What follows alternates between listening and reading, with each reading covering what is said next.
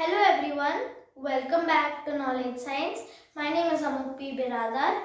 This is the first video of my new astronomy series. The first video is the life cycle of a star. Life cycle of a star has 6 steps. First is a nebula, then the protostar, T-Tauri phase, main sequence, red giant and supernova. So we'll be learning about all of these in detail. So the first step is the nebula. A nebula is an interstellar gas cloud. So a nebula, the gas is not evenly distributed. So in some places the gas is highly concentrated, so it starts clumping up due to gravity. If enough is clumped up, then it turns into a protostar. A protostar is basically a kind of star, and then there is gas swirling around it. These are the gas disks. This is the protostar.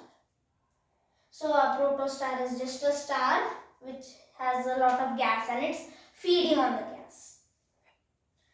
Eventually it gets enough gas to start hydrogen fusion, and that's when it starts its T-Tauri phase. Basically what's the T-Tauri phase is, the star keeps expanding and contracting. So first it may expand due to radiation pressure from within the star. When it gets too big, the gravitational pressure takes over, so it shrinks.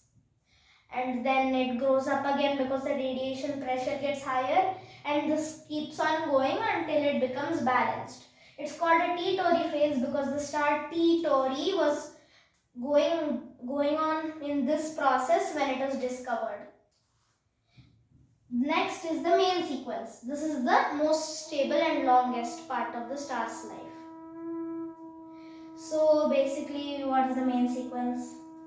It is very stable. The balance is there between radiation and gravitational pressure. It just lasts very long. It's the longest period. Even it will keep burning hydrogen.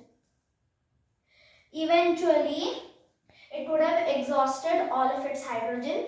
That's when it starts fusing helium, and then it starts to become giant. The radiation pressure increases suddenly. That's when it starts expanding. That is called the red giant phase. To stars like our sun and low mass stars, usually what happens is after the red giant phase, it just disintegrates, leaving behind a white dwarf. But so for stars like our sun, it just becomes disintegrate.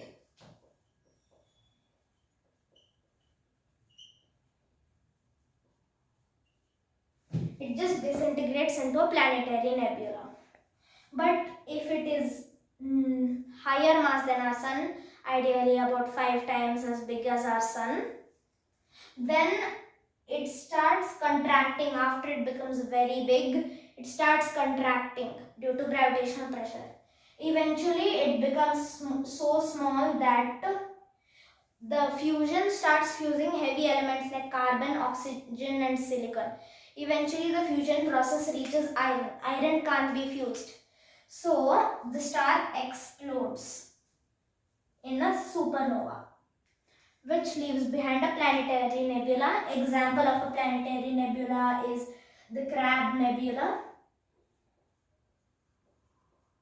Example of a planetary nebula is the Crab Nebula, also known as Messier 1 or M1. So after the supernova, there are two possible things. Either the iron core becomes a neutron star, which is made up of purely neutrons, and if it's a higher mass, it becomes a black hole. But both of these processes leave behind a planetary nebula, which restarts the whole process. From that planetary nebula, a new protostar might be born, and then it undergoes the same process and another planetary nebula and so on. That's why it's called the life cycle. Okay, that's it for the life cycle. Thank you. Bye.